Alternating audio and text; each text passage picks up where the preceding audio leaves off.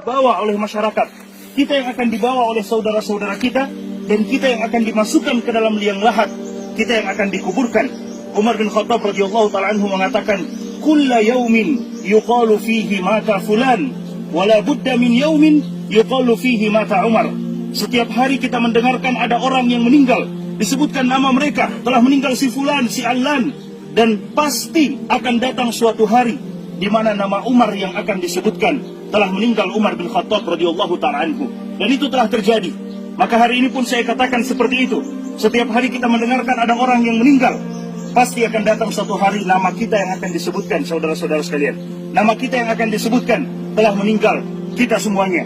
Disebutkan nama-nama kita menuju kepada Allah Subhanahu wa ta'ala. Suatu ketika peristiwa yang sama terjadi kepada Al-Imam Al-Hasan Al-Basri rahimahullahu ta'ala. Ketika selesai menguburkan jenazah, ada seorang laki-laki datang yang sekedar ikut menguburkan jenazah. Dia tidak tahu siapa jenazah yang meninggal ini. Maka dia bertanya kepada Imam Al-Hasan Al-Basri, siapa orang yang meninggal ini wahai Imam? Al-Imam Al-Hasan Al-Basri kemudian melihat kepada orang yang bertanya tersebut dan mengatakan, hadza ana wa anta, ini adalah aku dan kamu kelak yang akan dipanggil oleh Allah Subhanahu wa ta'ala. Bukan siapa-siapa, ini adalah kita, saudara-saudara sekalian. Karena kelak kita yang akan dikuburkan seperti ini. Kemudian Al-Hasan Al-Basri mengatakan, ya bna Adam, innama anta ayyam, idza dhahaba yawmuka dhahaba ba'duka. Wahai anak cucu Adam, sesungguhnya engkau hanyalah hitungan hari demi hari. Jika sehari dari kehidupan kita pergi, bukan berarti umur kita bertambah, tidak, tapi jatah kehidupan kita hidup di dunia itu semakin berkurang. Sehari dari kehidupan kita pergi, berarti semakin dekat kita menuju kepada Allah Subhanahu wa ta'ala. Rasulullah SAW setelah melaksanakan penguburan jenazah seperti ini, Rasulullah SAW juga mengatakan kepada sahabat-sahabatnya, ya ikhwani, limithli hadza fa'iddu, wahai saudara-saudaraku, untuk keadaan yang seperti ini, maka persiapkanlah bekal. Persiapkan bekal, karena pasti kita akan seperti ini. Persiapkan bekal, karena ketika kita selesai dimakamkan, tidak mungkin lagi kita untuk kembali ke dunia, untuk menyiapkan, untuk beramal kebaikan. Tidak mungkin. Setelah kita dikuburkan, selesai. Dan itulah yang disebutkan oleh para ulama kita dengan kiamat sukro buat kita. Kiamat kecil buat kita ketika kita telah dikuburkan. Karena tidak mungkin kita bangkit lagi untuk beramal ibadah. Selesai. Apa yang telah kita kerjakan akan kita dapatkan hasilnya.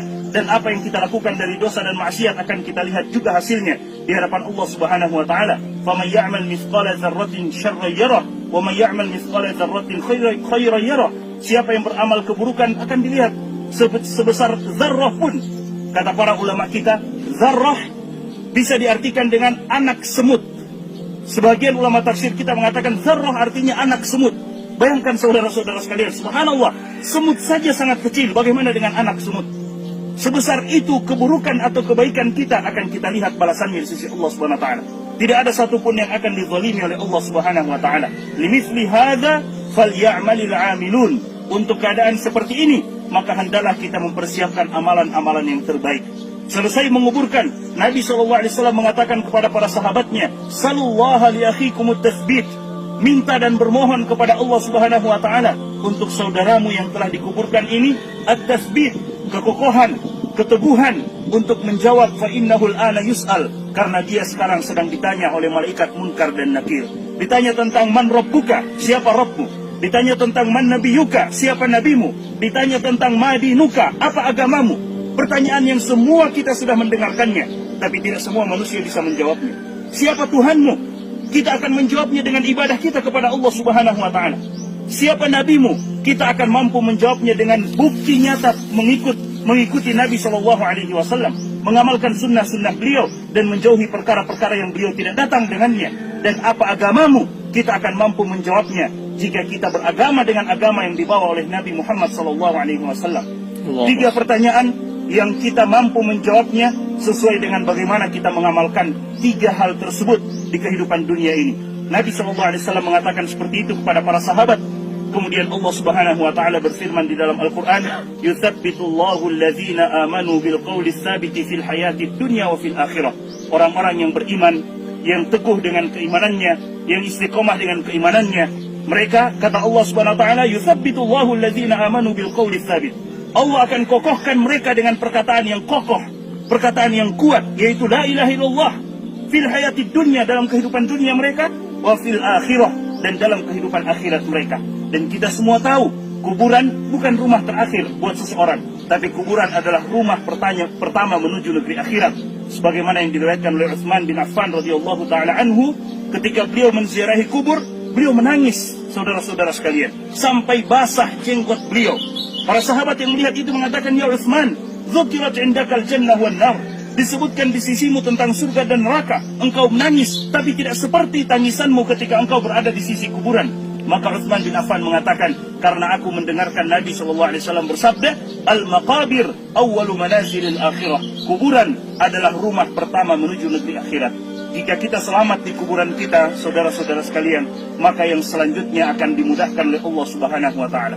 Namun jika kita disiksa di dalam kuburan kita, maka bagaimana dengan yang selanjutnya? Rasulullah SAW mengatakan kuburan hanya akan menjadi dua, imma yakuna rawdatan min riyadil jannah atau hufratan min hufarin niran. Entah dia menjadi taman dari taman-taman surga, atau dia menjadi lubang dari lubang-lubang api neraka, waliyadzubillah.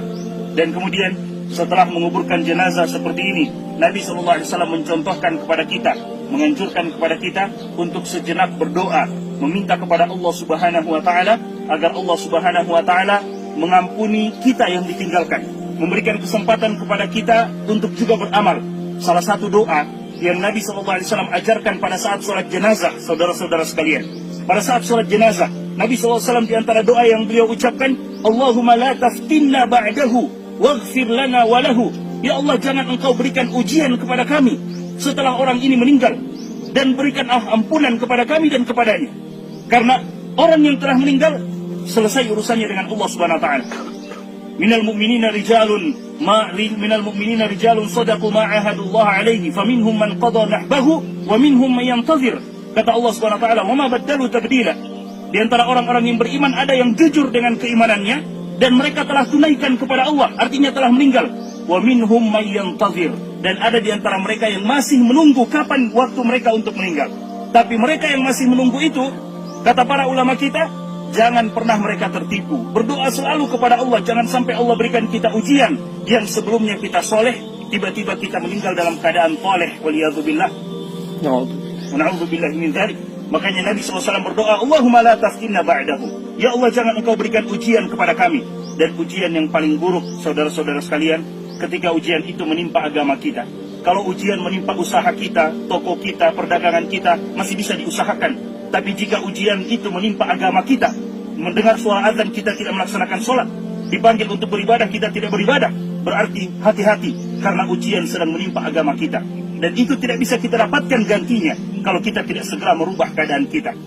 Allah Subhanahu wa taala mengatakan, innallaha la yughayyiru ma biqaumin hatta yughayyiru ma bi anfusihim. Allah tidak akan merubah keadaan kita sampai kita mau merubah keadaan kita untuk menjadi lebih baik, menjadi lebih menghambakan diri kepada Allah Subhanahu wa taala.